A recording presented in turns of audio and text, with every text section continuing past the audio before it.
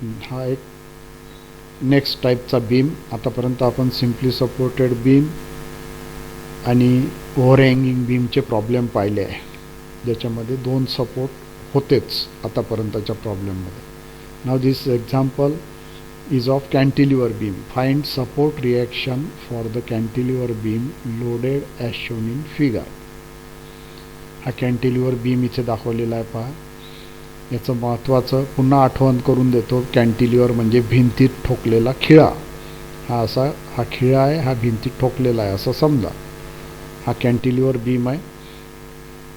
एका बाजूला fix support आहे हा, आणि दुसऱ्या एंडला खाली कुठेही सपोर्ट नाही आहे. पाहून घ्या, दुसरी रिॲक्शन दाखवायची नाही कुठे बी सी किंवा डीवर. ह्याच्यातलं सगळ्यात महत्त्वाचं एकाच ठिकाणी सपोर्ट आहे. याला एका ठिकाणी त्याला धरून ठेवलेलं आहे आणि त्यावर लोडिंग दाखवलेलं आहे 20 kilo Newton, inclined at 50 degree, 15 kilo newton and 5 kilo Newton. Distances दिलेले आहेत 1 मीटर, 3 मीटर, 2 मीटर. सगळ्यात पहिले याचा फ्री बॉडी डायग्राम काढून घ्यायचा. फ्री बॉडीमध्ये महत्त्वाचं हा फिक्स सपोर्ट जर तुम्ही काढून टाकला तर त्याच्याऐवजी तुम्हाला 3 रिॲक्शन दाखवायचे आहे. पहा, इथे ही व्हर्टिकल रिॲक्शन आहे, त्याचं नाव मी इथे दिलेलं आहे R V vertical. Horizontal reaction आहे आर एच हॉरिझॉन्टल रिॲक्शन, आणि ही मुवमेंटसुद्धा दाखवली आहे आर एम ए म्हणजे रिॲक्टिव्ह मुवमेंट ॲट ए. अशा 3 रिॲक्शन इथे दाखवायच्या आहे. Vertical reaction, horizontal reaction and reactive movement. आणि या तिघांची पण व्हॅल्यू आपल्याला काढायची आहे कॅन्टिलिव्हरच्या प्रॉब्लेममध्ये. बाकी इकडे कुठेही काही सपोर्ट दाखवलेला नाही आहे. खालून वर जाणारी रिॲक्शन तुम्हाला कुठेही दिसणार नाही, बाकी कुठे. त्यानंतर हा 20 किलो न्यूटन तिरपा फोर्स आहे. त्याचे 2 कंपोनंट करून घेतले, व्हर्टिकल 20 sin 50 आणि हॉरिझॉन्टल कंपोनंट 20 cos 50. अशा प्रकारे याचे 2 कंपोनंट करून घेतले. याच्यातला फक्त हा महत्त्वाचा भाग आहे पहा, कॅन्टिलिव्हर सपोर्ट काढून टाकल्यानंतर फ्री बॉडी डायग्राममध्ये काय काय दाखवायचं. Vertical reaction, horizontal reaction and reactive movement. आता पुढची पद्धत ॲज इट इज आहे, जसं आपण प्रॉब्लेम सॉल्व केलेलं होतं त्याचप्रमाणे प्रॉब्लेम सॉल्व करायचा आहे. As the beam is in equilibrium using conditions of equilibrium. पहिलं equation, summation of movement at a equal to 0. Clockwise positive घेऊ, अँटी क्लॉकवाईज निगेटिव्ह घेऊ. आता इथे या ए पॉईंटवर मी मुवमेंट घेतो आहे सगळ्या फोर्सेसची, बीमवरच्या सगळ्या फोर्सेसची मुवमेंट पूर्ण, एकही फोर्स सोडायचा नाही. तर त्यापैकी आर एच, आर व्ही हे दोन्ही रिॲक्शन्स ए मधून पास होत आहे. त्याच्यामुळे या दोघांची मुवमेंट 0 येऊन जाईल. सोबत हा 20 cos 50 हा बीमवर दिसतोय पहा, 20 cos 50 it is passing through a, त्याच्यामुळे त्याची पण मुवमेंट 0 येईल. आता राहिलं काय मग, 20 sin 50 multiplied by 2 clockwise movement येईल. 20 sin 50 हा उभा vertical, 20 sin 50 multiplied by 2 distance from A clockwise movement. 15 multiplied by 5 A पासूनचं अंतर हे 2 मीटर आणि हे 3 meter. 15 multiplied by 5, 5 multiplied by 6 meter, हा 1 आणि 3 आणि 4 आणि हे 2 6. 5 multiplied by 6 meter distance from A perpendicular distance. ह्या सगळ्या मुवमेंट क्लॉकवाईज येतील म्हणून प्लस प्लस प्लस. आणि ही आर एम ए दाखवलेली आहे, ही अँटी क्लॉकवाईज आहे म्हणून ही मायनस येईल. पहा, मायनस आर एम ए ही मायनस का बरं घेतलेली आहे, कारण की ही अँटी क्लॉकवाईज आहे. फिगरमध्ये पहा, this is anti clockwise. Plus 20 sin 50 into 2 plus 15 into 5 plus 5 into 6. या सगळ्यांचं उत्तर यायला पाहिजे इक्वल टू 0. यावरून या इक्वेशनवरून आता याच्यात फक्त हा एकच अननोन आहे, आर एम ए. हा आर एम ए एकच अननोन असल्यामुळे तुम्हाला हे इक्वेशन सॉल्व करून आर एम एची व्हॅल्यू मिळते. पहा, R M A is equal to 135.64 kilo newton meter. कारण की लोड किलो न्यूटनमध्ये आहे आणि डिस्टन्स मीटरमध्ये आहे, तर याचं युनिट येईल किलो न्यूटन मीटर, कारण की मूवमेंट आहे. 135.64 किलो न्यूटन मीटर. एक अननोन रिॲक्शन आपल्याला मिळाली, आर एम एची व्हॅल्यू. आता दुसरं इक्वेशन लावा, summation of F Y equal to 0. बीमवरच्या सर्व उभ्या फोर्सेसची बेरीज वजाबाकी. वर जाणारा असेल तर पॉझिटिव्ह, खाली जाणारा असेल तर निगेटिव्ह. तर वर जाणारा इथे वर जाणारा हा फक्त आर व्ही हा वर जाणारा आहे. पहा, याची डायरेक्शन अपवर्ड आहे. बाकी हा 20 sin 50, 15 आणि 5 हे तिघही खाली जाणारे आहे. असे 4 फोर्सेस आहेत जे व्हर्टिकल आहेत, उभे. त्याची बेरीज वजाबाकी. So R V minus 20 sin 50 minus 15 minus 5 should be equal to 0. या इक्वेशनवरून तुम्हाला आर व्हीची व्हॅल्यू मिळून जाते. R V is equal to 35.32 kilo newton. आता राहिलं तिसरं equation, summation of F X equal to 0. Summation of F X equal to 0 म्हणजे आडव्या फोर्सेसची बेरीज. उजवीकडे जाणारा पॉझिटिव्ह, डावीकडे जाणारा निगेटिव्ह, या डायरेक्शनप्रमाणे. Summation of F X equal to 0. आता हॉरिझॉन्टल फोर्सेस, आडवे फोर्सेस फक्त 2 आहेत. हा आर एच आहे, हा उजवीकडे चाललेला आहे, तिची डायरेक्शन पहा, बाण. आर एच उजवीकडे चाललेला आहे आणि हा 20 cos 50 डावीकडे चालला आहे. 2च आहेत, तर त्याची बेरीज वजाबाकी. R H minus 20 cos 50 is equal to 0. त्याच्यावरून तुम्हाला आर एच मिळून जाईल. R H is equal to 12.86 kilo newton. So R V काढली आपण, आर एच काढला आणि आर एम ए. आता या आर व्ही आणि आर एच वरून रिझल्टंट रिॲक्शन काढायची. Reaction at A, R A is equal to under root of R H square plus R V square. 12.86 R H square plus R V 35.32 square, त्याचा under root, वर्गमूळ. So it is 37.59 kilo newton. And alpha it is tan inverse R V divided by R H. So it comes out to 70 degree. इथे R V आणि R एचच्या value टाकायच्या, तर तो 70 degree येतो. तर आपला हा आर एच आहे, याची डायरेक्शन उजवीकडे, आर व्ही अपवर्ड, त्यामुळे तुमचा रिझल्टंट इथे येईल या ठिकाणी. तो दाखवलेला आहे पहा पुढे. So this will be the reaction A. R A ही अशा प्रकारे येईल, कारण की हा आर एच आहे आणि हा आर व्ही आहे, आणि त्याचा अँगल हा अल्फा येईल विथ हॉरिझॉन्टल. अल्फा हा अँगल. अशा प्रकारे हे कॅन्टिलिव्हरचे कुठलंही प्रॉब्लेम सॉल्व करता आलं पाहिजे. आता याच्यात मी अजून एक्झाम्पल घेतलेले नाही आहे कॅन्टिलिव्हरचे, परंतु तुमच्या कसे प्रॉब्लेम येतात ते सांगून देतो. याच्यावर UDL येऊ शकते, पूर्ण बीमवर UDL असू शकते किंवा पार्शियल UDL असू शकते. समजा बी पॉईंटपासून तर डी पॉईंटपर्यंत, इथून इथपर्यंत UDL. तर UDLचं पॉईंट लोडमध्ये कन्वर्ट कसं करायचं तुम्हाला माहीत आहे. किंवा या 15 किलो न्यूटनच्या ऐवजी इथं एखादा कपल किंवा मुवमेंट लावलेली असेल, may be clockwise, may be anti clockwise, तो चेंज असू शकतो. याच्या व्यतिरिक्त काही राहणार नाही. टाईप ऑफ लोड बदलू शकतात. प्रॉब्लेम सॉल्व करायची प्रोसिजर सेम राहील. महत्त्वाचं हा फ्री बॉडी डायग्राम, याच्यात काही बदल होणार नाही. 3 अननोन रिॲक्शन दाखवायच्याच. बरेच वेळा असा तिरपा फोर्स वगैरे नसतो, त्याच्यामुळे आर एचची व्हॅल्यू 0 येऊन जाते. समजा हॉरिझॉन्टल कंपोनंट काहीच नसेल तर आर एच विल बी 0, एवढं होऊ शकते. अशा प्रकारचे प्रॉब्लेम कॅन्टिलिव्हरचे येतात. आणि ते तुम्हाला सॉल्व करता आले पाहिजे.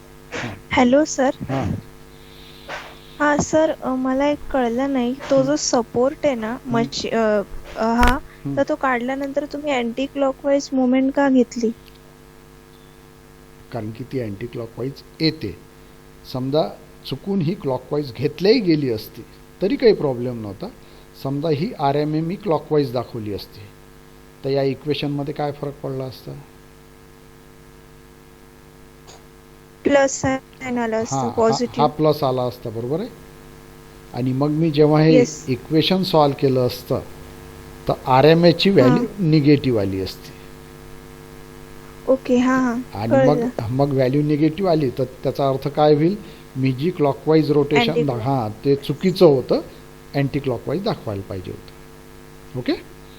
ओके सर, हां काहीच थँक्यू. प्रॉब्लेम नाही. आपण चुकीचं दाखवलं तर एवढं काही विचार करायचं काळजी करायची गरज नाही आहे. हे आता माझ्या अनुभवावरून मी दाखवलं. इथे अँटी क्लॉकवाईज येते म्हणून येते, मला माहीत आहे म्हणून मी दाखवली. तुम्ही चुकून उलटी दाखवली तरी काही फरक पडणार नाही, त्याचं उत्तर आपोआप निगेटिव्ह येईल. आता याच्यात असंही होऊ शकते, हा कॅन्टिलिव्हर जो सपोर्ट आहे हा डाव्या बाजूला न दाखवता इथे उजव्या बाजूला दाखवता येईल, असाही कॅन्टिलिव्हर राहू शकते. इथे फिक्स एंड आणि इकडे फ्री एंड. तर त्या केसमध्ये जी मुवमेंट दाखवल मी ती क्लॉकवाईज दाखवेल. समजा तुम्ही तिथेही अँटी क्लॉकवाईज दाखवली तर त्याचं उत्तर निगेटिव्ह येईल, तुम्हाला ती क्लॉकवाईज करावी लागेल. ओके. ओके. तर हे झाले सगळे नॉन कॉन्करंट फोर्स सिस्टीमचे इक्विलिब्रियमचे प्रॉब्लेम. महत्त्वाचे याच्यात सगळे जनरली बीमचे प्रॉब्लेम असतात. आता एखाद्या पेपरमध्ये असंही प्रॉब्लेम येऊ शकते की एक सिम्पली सपोर्टेड बीम दिला आहे, त्याच्यात रिॲक्शन्समध्ये रिलेशन दिलेलं आहे. Left support reaction is twice of right support reaction. म्हणजे सिम्पली सपोर्टेड बीमचा जो डाव्या बाजूचा सपोर्ट आहे तिथली रिॲक्शन समजा आर ए, आणि उजव्या बाजूला जो सपोर्ट आहे त्याचं रिॲक्शन समजा आर बी. तर ते असं रिलेशन देऊ शकतात, R A is equal to twice R B. आणि त्या केसमध्ये मग त्या सिम्पली सपोर्टेड बीमवर लावलेलं लोड एखादं अननोन देऊ शकतात, डब्ल्यू. तर तो डब्ल्यू काढा, असा डब्ल्यू शोधून काढा जेणेकरून डावीकडची रिॲक्शन उजवीकडच्या रिॲक्शनपेक्षा डबल राहील. किंवा असं करू शकतात की डिस्टन्स एक्स काढा या डब्ल्यूचं, जेणेकरून डावीकडची रिॲक्शन ही उजवीकडच्या रिॲक्शनच्या डबल राहील. असं कुठलंही प्रॉब्लेम आलं तरी सोल्युशनची प्रोसेस मात्र बदलत नाही. या स्टेप ज्या घेतलेल्या आहेत, summation of movement, summation of F I, summation of F x, हे इक्वेशन वापरूनच ते प्रॉब्लेम सॉल्व करावे लागतात.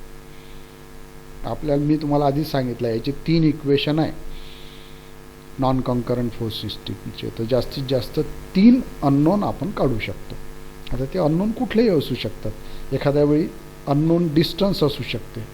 हे 5 मीटरच्या ऐवजी समजा हे एक्स मीटर दिलेलं आहे, तर व ही व्हर्टिकल रिॲक्शन 35.32 येण्याकरता, सॉरी आर एम ए 135.64 येण्याकरता हे एक्स डिस्टन्स किती ठेवलं पाहिजे तेही येऊ शकते. तर ते या पद्धतीने सॉल्व केलं तर त्या एक्सची किंमत निघून जाईल तुमची. अशा वेगवेगळ्या प्रकारचे प्रॉब्लेम येतात त्याच्यात, परंतु प्रोसिजर बदलत नाही. ते फक्त सॉल्व करताना प्रॉब्लेम वाचून लक्षात आलं पाहिजे आपल्याला काय काय करायचं आहे.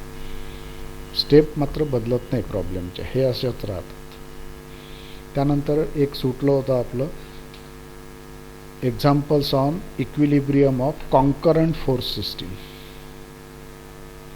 याचं मी एक्झाम्पल घेतलंच नव्हतं कारण की याचे सिम्पल एक्झाम्पल राहतात. आपण रिझल्टंटचे प्रॉब्लेम सोडवलेले आहेत, त्याच प्रकारे याची प्रोसिजर आहे, त्याच्यामुळे ते थोडं स्किप झालं डोक्यातून. हे एक एक्झाम्पल घेतलं आहे. हां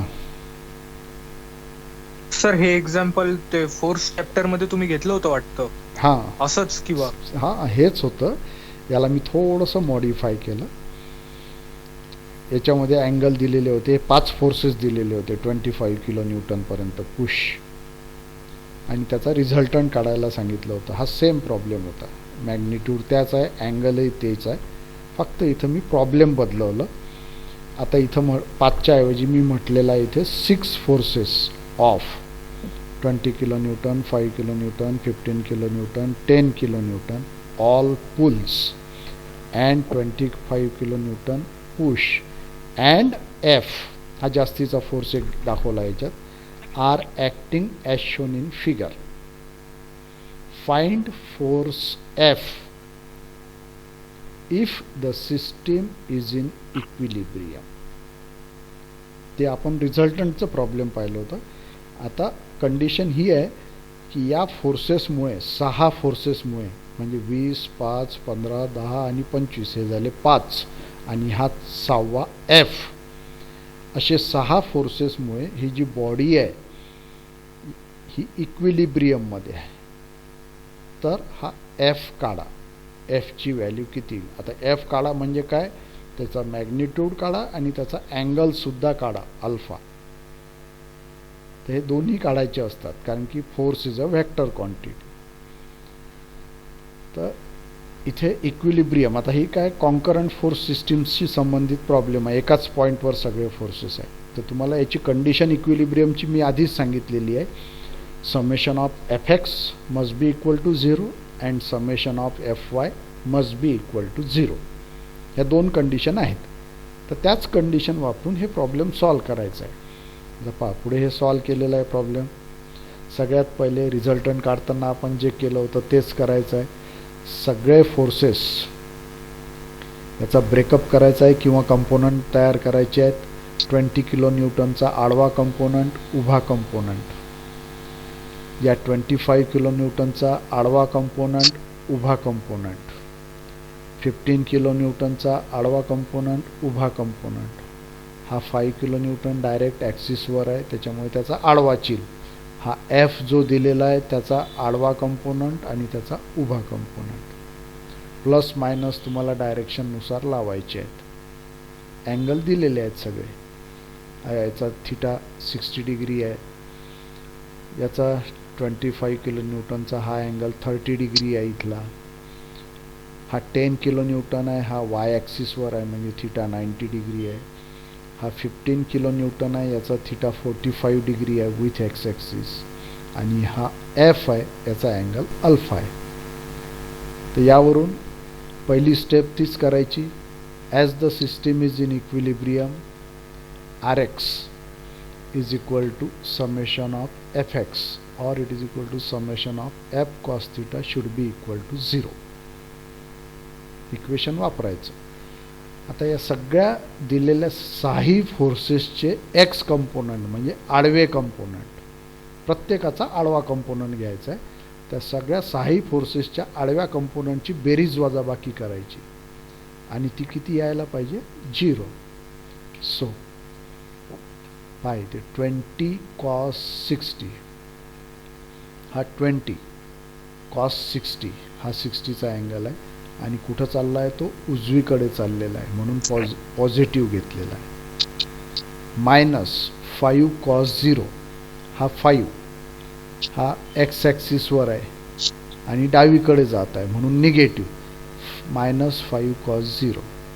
मायनस 15 cos 45, हा 15चा आडवा कंपोनंट पहा, डावीकडे जात आहे म्हणून negative. Minus 15 cos 45. Minus 10 cos 90, हे लिहायची गरज नव्हती तशी पण लिहिली मी.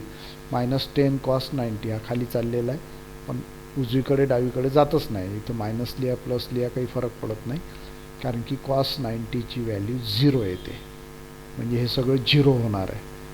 मायनस 25 cos 30, हा 25, याचा आडवा कंपोनंट डावीकडे चाललेला आहे पहा म्हणून negative. Minus 25 cos 30 plus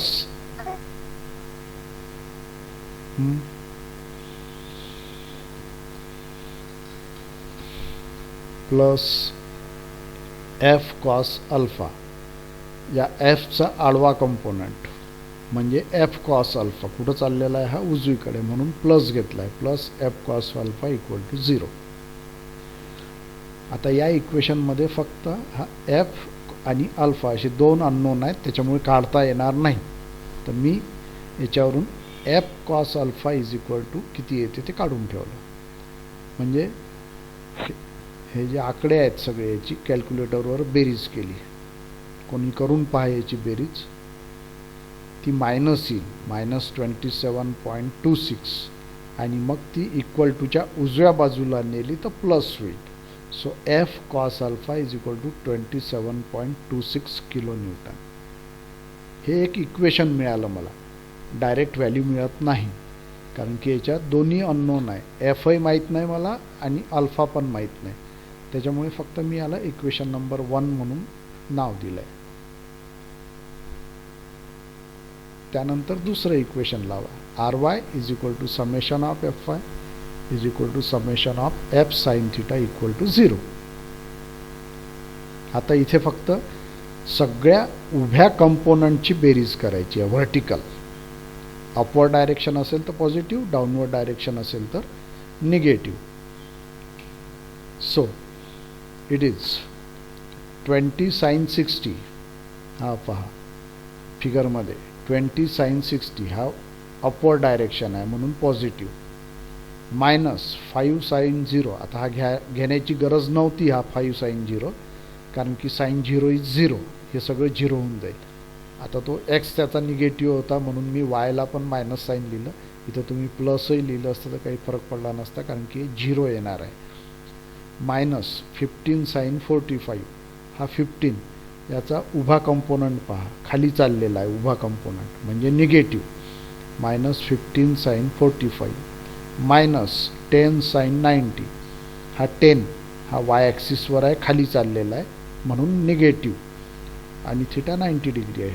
10 sin 90, sin 90ची value 1 येते.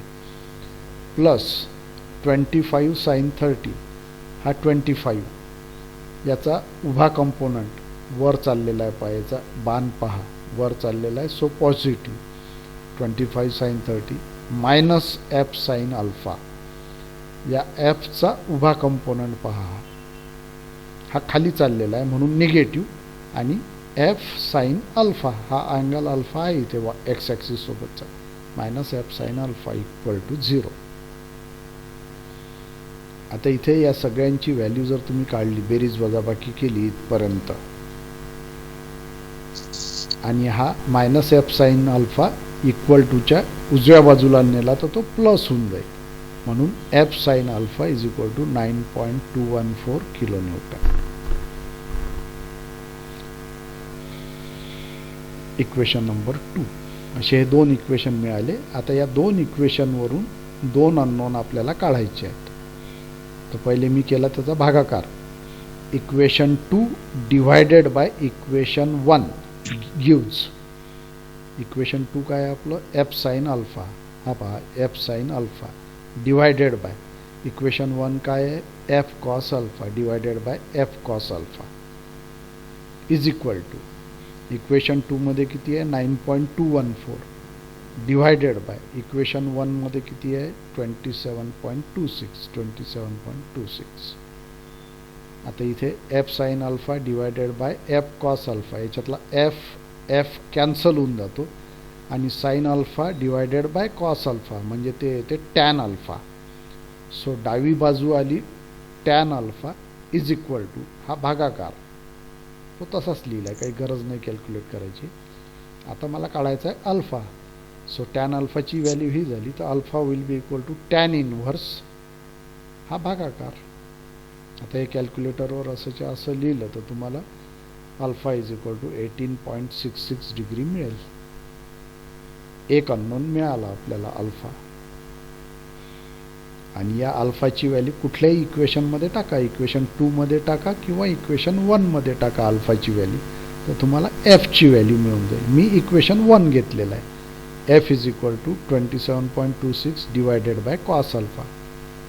हां वर पहा इथे या ठिकाणी F cos alpha is equal to 27.26 kilo newton. तर एफ जर काढायचा असेल तर डिवायडेड बाय कॉस अल्फा, तर हा कॉस अल्फा कॅन्सल होईल, equal to 27.26 divided by cos alpha. ते इथं केलेलं आहे, क्रॉस मल्टिप्लिकेशन डिव्हिजन. सो इथे कॉस अल्फा, अल्फाची व्हॅल्यू मला ऑलरेडी माहीत आहे, ती व्हॅल्यू इथे टाकली आणि याची व्हॅल्यू काढली 28.77 किलो न्यूटन. तर अशा प्रकारे मला एफ मिळाला आणि अल्फा मिळाला. हा झाला इक्विलिब्रियमचा प्रॉब्लेम. याचा आन्सर राहील force F is 28.77 kilo newton making an angle of 18.68 degree with X axis as shown in figure. हा दाखवलेलाच आहे इथे. त्याप्रमाणे याचं उत्तर काढलं आहे. तुम्ही जर मागचं फोर्सचं कोणतरी सांगितलं मला त्यांनी एक रिझल्टंट काढल्याचा प्रॉब्लेम आहे, तर तिथं जर तुम्ही पाहिलं तर तुम्हाला रिझल्टंट एवढाच मिळालेला आहे आणि त्याचा अँगलही एवढाच मिळाला. इथं मला वाटतं 28.78 आहे आणि इथे बहुतेक एवढंच आहे 18.68 डिग्री त्या प्रॉब्लेममध्ये. तर तोच प्रॉब्लेम इक्विलिब्रियमचा प्रॉब्लेम म्हणून सुद्धा येऊ शकतो. फक्त तिथं कंडिशन काय करावं लागते तुम्हाला, summation of F X is equal to 0 आणि summation of F Y equal to 0 इक्विलिब्रियमचा प्रॉब्लेम असल्यामुळे. अशा प्रकारचा प्रॉब्लेम कॉन्करंट फोर्स सिस्टीमचा येऊ शकते. त्याच्यामध्ये आता इथे हा एक एफ आणि अल्फा काढायचा होता. या प्रॉब्लेममध्ये मी असा बदल करू शकतो, हा अल्फा देऊन देईल, याला F1 घेईल आणि अजून एखादा अननोन दाखवून देईल. 20 किलो न्यूटनला मी F2 दाखवून देईल आणि त्याचा पण अँगल दिलेला राहील 60 डिग्री. म्हणजे एक फोर्स आणि त्याचा अँगल काढण्यापेक्षा अँगल दोन्ही फोर्सेसचे दिलेले आहे, दोन्ही फोर्सेसच्या फक्त तुम्हाला मॅग्नेट्यूड काढाव्या लागतील. असंही प्रॉब्लेम येऊ शकते, कारण की दोन इक्वेशन आहे तुमच्याजवळ, summation of F X equal to 0, summation of F Y equal to 0. तर दोन इक्वेशनवरून दोन अननोन काढता येतात. या प्रॉब्लेममध्ये एफ आणि अल्फा असे दोन अननोन होते. दुसरा एखादा प्रॉब्लेम असा येऊ शकतो, F1 आणि F2 काढा, अँगल दिलेले राहतील सगळ्यांचे, त्याची सुद्धा प्रोसिजर सेम राहील, अशीच सॉल्व करायची. नेक्स्ट. Hello sir. हां सर, ही जी लास्ट स्टेप आहे ना एफ काढण्याची, हां हा त्याच्यामध्ये ते कॅल्क्युलेटर मध्ये कसं सॉल्व करायचं? असं लिहायचं 27.26 डिवायडेड बाय कॉस 18.66. हा सर, समजलं. थँक्यू. हां, अल्फाची व्हॅल्यू माहिती आहे ना आपल्याला, ती टाकून दिली मी फक्त इथं. हा, मी ते पाहिलंच नाही अल्फा दिलेला आहे म्हणून. दिलेला नाही, आपण काढलाय आधी. हां हा, तेच काढलं ते. हां, ओके.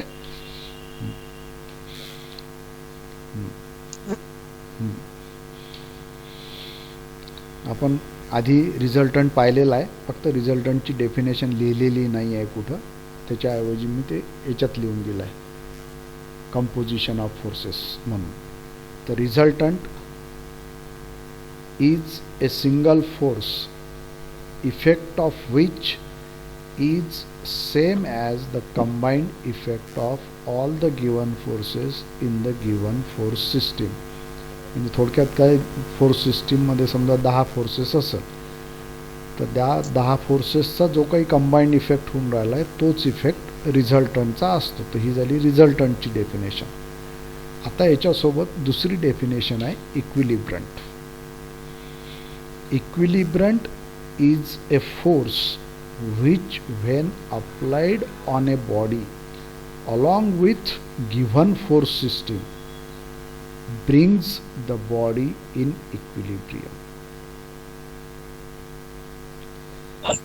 म्हणजे समजा एखाद्या बॉडीवर 10 फोर्सेस तुम्ही लावले आहे आणि त्या 10 फोर्सेसचा काहीतरी इफेक्ट आहे, ती बॉडी कुठेतरी जात आहे, त्याला ॲक्सिलरेशन आहे. तर हा 11वा फोर्स जर मी लावला, ज्याला मी इक्विलिब्रंट म्हणतो आहे, त्या 10 फोर्सेससोबत हा 11वा फोर्स लावला इक्विलिब्रंट, तर त्याच्यामुळे ती बॉडी इक्विलिब्रियममध्ये येऊन जाईल. म्हणजे थोडक्यात त्याचं ॲक्सिलरेशन 0 होऊन जाईल. जर मुव्हिंग असेल तर युनिफॉर्म वेलॉसिटीनी मूव्ह होईल, एका जागेवर स्थिर असेल तर ती स्थिर राहील. अशी ही इक्विलिब्रंटची डेफिनेशन आहे. Equilibrant is equal in magnitude, opposite in direction and collinear with resultant. ह्या इथे फिगर दाखवली आहे पहा. कुठल्या तरी फोर्स सिस्टीमचा रिझल्टंट हा आर आलेला आहे आणि त्याचा इक्विलिब्रंट ई आहे.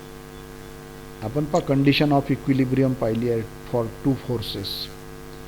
The body can remain in equilibrium under the action of two forces if the two forces are collinear, equal in magnitude and opposite in direction. असे जर दोन फोर्सेस लावले मी या प्रकारे,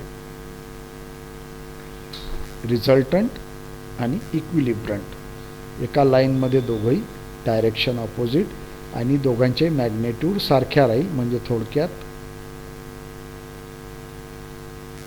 E will be equal to R magnitude, म्हणजे या दोघांच्या magnitude सारख्या राहतील. तेच इथं लिहिलं आहे पहा. Equilibrant is equal in magnitude, opposite in direction and collinear with the resultant. म्हणजे आतापर्यंत तुम्ही जेवढे प्रॉब्लेम रिझल्टंटचे सॉल्व केले आहे ते सगळेचे सगळे प्रॉब्लेम इक्विलिब्रंट काढा असे पण येऊ शकतात. म्हणजे तुम्हाला प्रोसेस तीच करायची आहे जी फायनल स्टेप येईल, तुमचा रिझल्टंट येईल स्केचमध्ये, त्याच्या अपोजिट तुम्हाला इक्विलिब्रंट दाखवावं लागेल असं. Hence all problems of finding resultant can be asked as find इक्विलिब्रंट.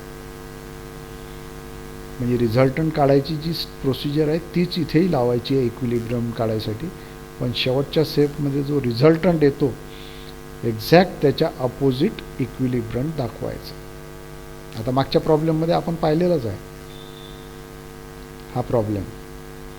याच्यात हा जो आलेला आहे 28.77 किलो न्यूटन, अल्फा 18.68. तुम्ही हा लेक्चर झाल्यावर मागे पहा, तुम्हाला हा रिझल्टंटचाही प्रॉब्लेम मिळेल. त्याच्यात फक्त काय होईल, या रिझल्टंटची डायरेक्शन अपवर्ड असेल. याच ठिकाणी आलेला आहे तो आणि त्याची डायरेक्शन अपवर्ड आहे आणि हा इक्विलिब्रंट त्याच्या अपोजिट आहे. म्हणजे फक्त डायरेक्शन बदलवली, मॅग्निट्यूड तीच आहे, डायरेक्शनही तीच आहे, अल्फाही तेवढाच आहे. सो रिझल्टंट काढा किंवा इक्विलिब्रंट काढा असे प्रॉब्लेम येऊ शकतात. तर इथे आपलं हा इक्विलिब्रियमचा टॉपिक संपलेला आहे. सगळ्या प्रकारचे प्रॉब्लेम कव्हर झालेले आहेत. तुम्हाला काही अडचण असेल, एखादा प्रॉब्लेम जमत नसेल तर कळवा, आपण सॉल्व करू, ते काही अडचण नाही. माझ्यातर्फे जेवढे प्रॉब्लेम घ्यायचे ते मी घेतले आहेत. सोमवारी तुमचं नेक्स्ट टॉपिक आपण सुरू करू, फ्रिक्शन. फ्रिक्शन ॲक्च्युली हा वेगळा टॉपिक आहे आपल्या करिक्युलममध्ये, but it is the part of equilibrium. इक्विलिब्रियमच्याच इक्वेशन वापरून फ्रिक्शनचं प्रॉब्लेम आपल्याला सॉल्व करावं लागते. तर फ्रिक्शनबद्दल तुम्हाला काय काय माहिती आहे विचार करून ठेवा, किंवा काही प्रश्न विचारायचे असेल तर गुगल सर्च वगैरे करून पहा. तुम्हाला फ्रिक्शनची बरीच माहिती मिळेल आणि पुढच्या लेक्चरला आपण ते पाहू फ्रिक्शन. ओके.